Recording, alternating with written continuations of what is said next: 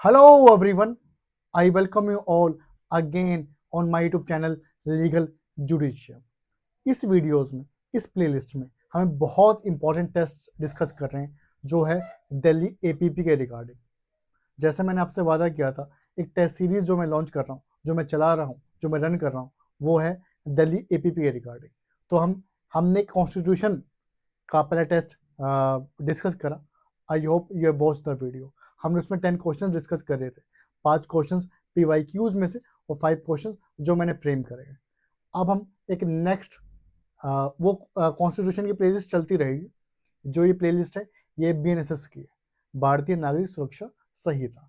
तो let's get started. पहला question, which statutory changes the Bharatiya Nagarik Suraksha Samhita 2023 brought up in the FI jurisprudence? कि इसमें से कौन सी चीज बीएनएसएस में पहली बार आई है जो एफआईआर में ऐड हुई है? ऑप्शन हमारे पास है, the FIR can not be lodged after 3 months of commission of offence. दूसरा, the zero FIR got the statutory recognition. Option C, जो ऑप्शन ए और बी बोथ है। Option D, none of the above. तो इसका answer है B, the zero FIR got the statutory recognition. तो zero FIR का जिक्र है जो पहली बार उसे स्टैट्यूटरी रिकॉग्निशन मिला है। इससे पहले वो सुप्रीम कोर्ट की जजमेंट के थ्रू फॉलो हो रही थी। तो इसके लिए मैं देखना पड़ेगा सेक्शन 173 सबसेक्शन 1 ऑफ बीएनएसएस, जिसमें जो जीरो एफआईआर का जिक्र है वो हमें कहाँ से मिलता है कि एवरी इंफॉर्मेशन, सारी एफआईआर जो कॉग्निजेबल ऑफेंस से रिलेटेड है, irrespective of the area where the offense is committed। जो ये फ्रेज है irrespective of the area where the offense is committed, इस फ्रेज से हमारे पास जीरो एफआईआर आता है।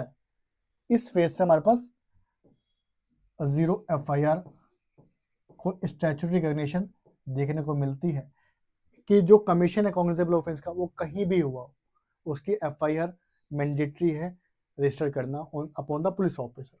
तो ये हमें याद रखना। आगे का क्वेश्चन, जैसे मैंने कहा था 5 क्वेश्चन हम कहाँ से डिस्कस करेंगे, जो मैं फ्रेम करूंगा वो 5 क्वेश्चन जो ऑलरेडी आ चुके हैं, जिससे मैं लेवल ऑफ क्वेश्चन, जो लेवल ऑफ क्वेश्चन है, जो नेचर ऑफ क्वेश्चन है, जो प्रश्न की प्रकृति है, प्रश्न का जो ड्राफ्ट है, जो प्रारूपण है, वो हमें समझ आ जाए कि यूपीएससी कैसे क्वेश्चन ड्राफ्ट करती है। अगला क्वेश्चन है, X is caught red-handed while stealing gold jewelry from the gifts of the bride received by her in wedding reception। एक X है जिसको रंगे हाथ पकड़ लिया कि जो भी शादी से जो गोल्ड ज्वेलरी है उसको चुरा के जा रहा है। इन द रिसेप्शन Y, जो एग्जीक्यूटिव मजिस्ट्रेट है, वॉज ऑल्सो प्रेजेंट। मतलब सिचुएशन जहाँ पे एक चोर है जो चोरी कर रहा है और वहाँ पे Y जो एग्जीक्यूटिव मजिस्ट्रेट है वो भी प्रेजेंट है। वो क्या क्या कर सकता है? एक्स को हिमसेल्फ अरेस्ट कर सकता है, या ऑर्डर कर सकता है किसी पर्सन को कि एक्स को अरेस्ट करो, या फिर कमिट कर सकता है एक्स को, जो थीव है उसको, उस चोर को कमिट कर सकता है कस्टडी में subject to the provisions of bail. तो इनमें से क्या क्या कर सकता है? तो हमारे पास ऑप्शन है which of the following given is correct. तो इसका आंसर है 1, 2 एंड 3। जो हमारे पास रेलिवेंट प्रोविजन क्या है? रेलिवेंट प्रोविजन है 41 बीएनएसएस, जो पहले 44 सीआरपीसी हुआ करता था। तो इस केस में जब कोई ऑफेंस होता है जो मजिस्ट्रेट के प्रेजेंस में, जो हमारे केस में क्या है कि जो ऑफेंस हुआ है वो मजिस्ट्रेट की प्रेजेंस में हुआ है। क्या हुआ है? जो मजिस्ट्रेट की प्रेजेंस में हुआ है। तो वो इससे क्या होगा, उसके पास क्या क्या पावर है? सबसे पहले वो तो खुद अरेस्ट कर सकता है, ही मे हिमसेल्फ अरेस्ट है। तो ये ऑप्शन ठीक हो गया हमारे पास, पहले वाला है कि ठीक कर सकता है। या फिर क्या कर सकता है वो, और to order any other person to arrest. तो ये भी ठीक हो गया,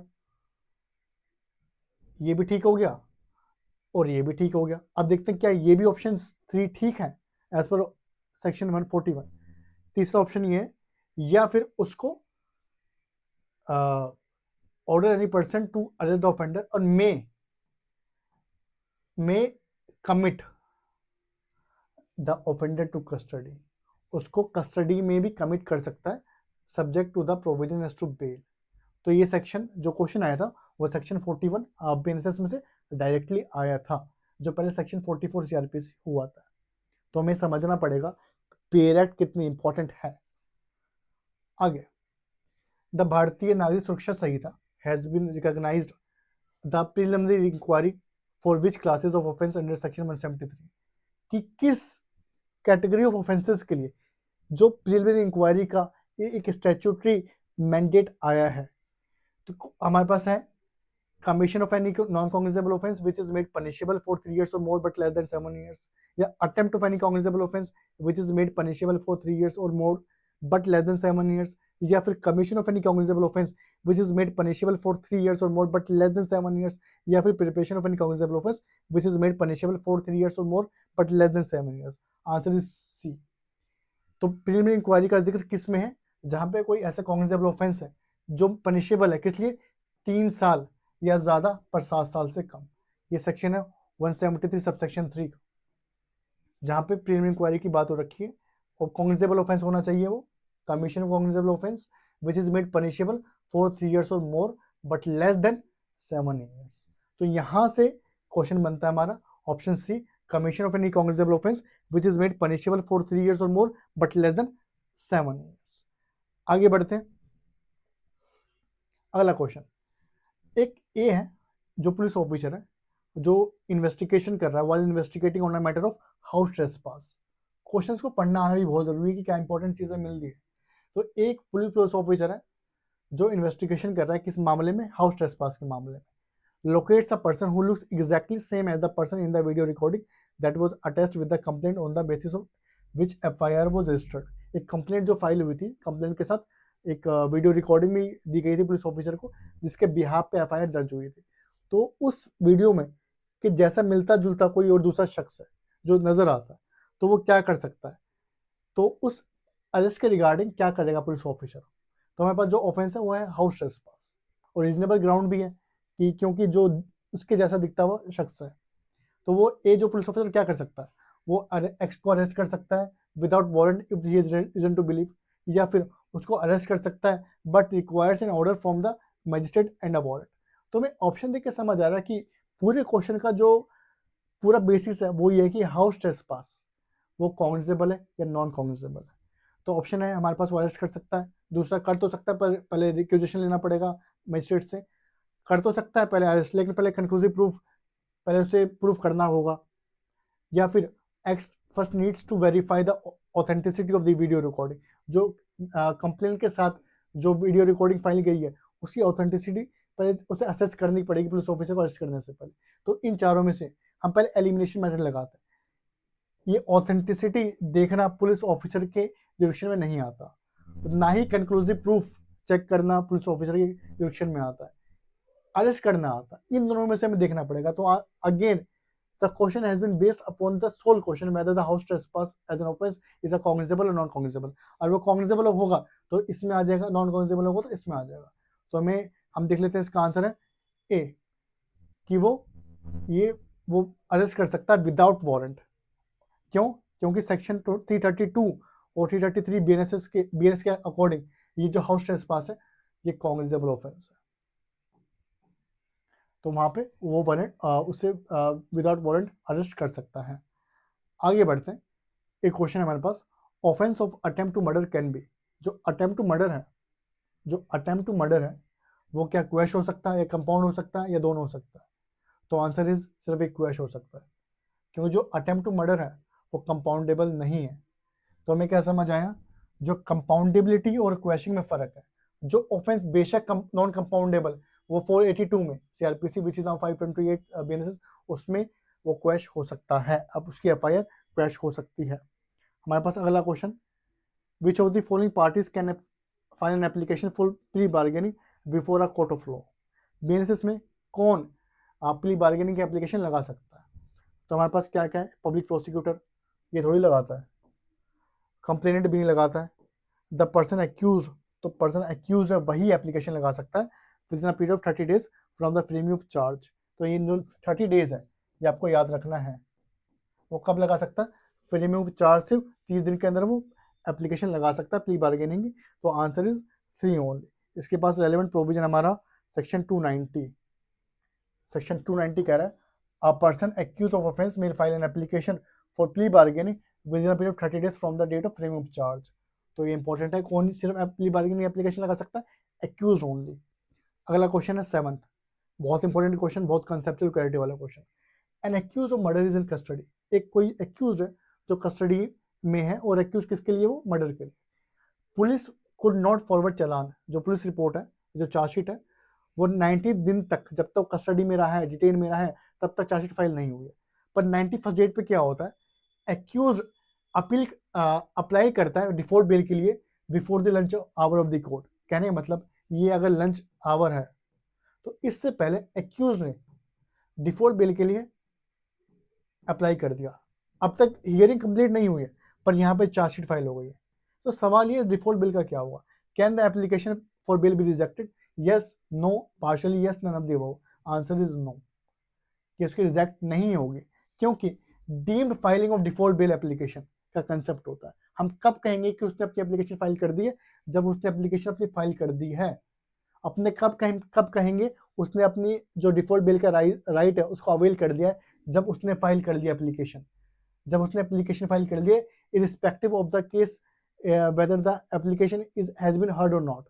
एप्लीकेशन सुनी गई है या नहीं सुनी गई, उससे फर्क नहीं पड़ता। हम कब कहेंगे उसने एप्लीकेशन अपना राइट अवेल कर लिया?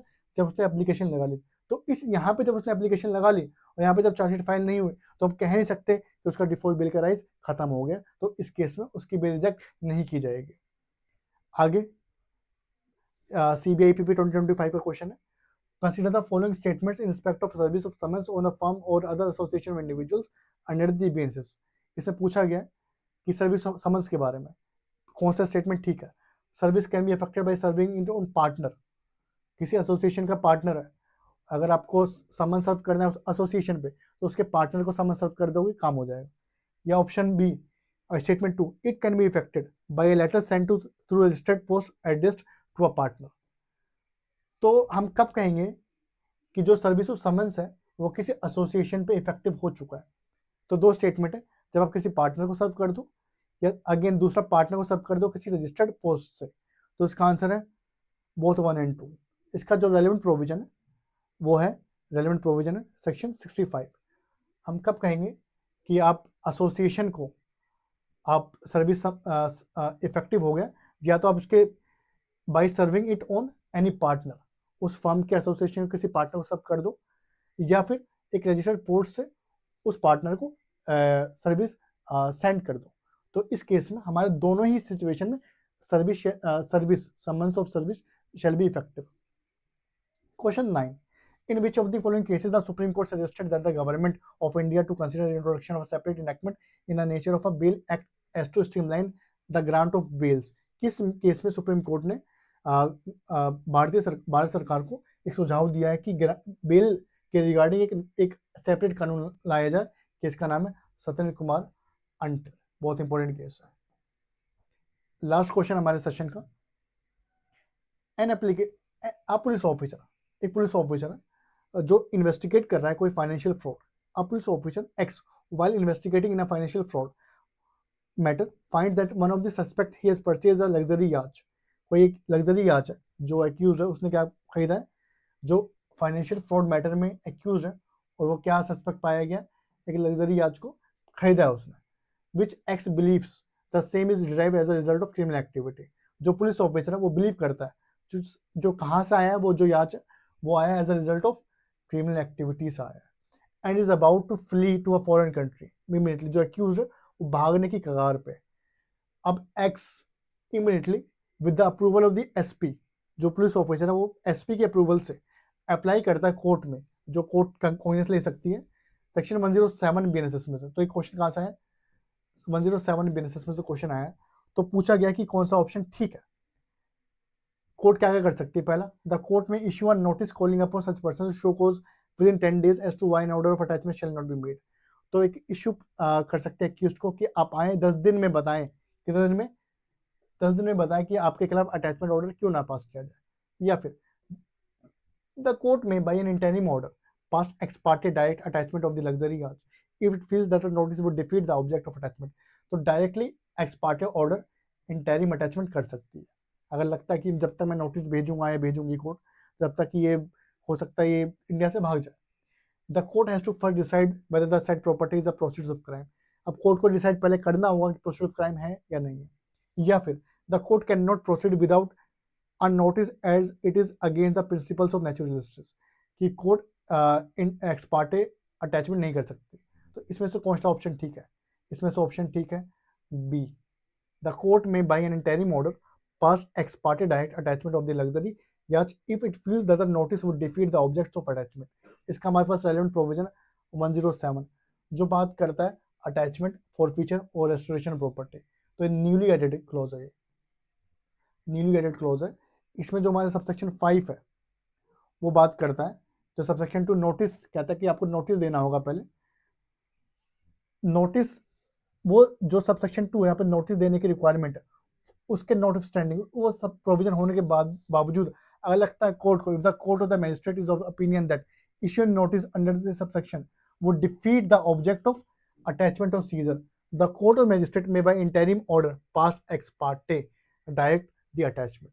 अगर कोर्ट को लगता है कि जो मैं अगर जब इश्यू प्रोसेस करूंगा तो उससे क्या हो जाएगा, पूरा अटैचमेंट का पर्पस डिफीट हो जाएगा, तो वो x Partey interim attachment order भी पास कर सकता है। तो ये था हमारा आज BNSS के 10 क्वेश्चंस, जिसके हमने 5 क्वेश्चंस कौन से डिस्कस करे जो ऑलरेडी CBIPP एग्जाम में 2025 एग्जाम में आया है। हमने 5 क्वेश्चंस कौन से डिस्कस करे, उसके लेवल के क्वेश्चन जो आ सकते हैं। तो मिलते हैं नेक्स्ट पार्ट में, सी यू।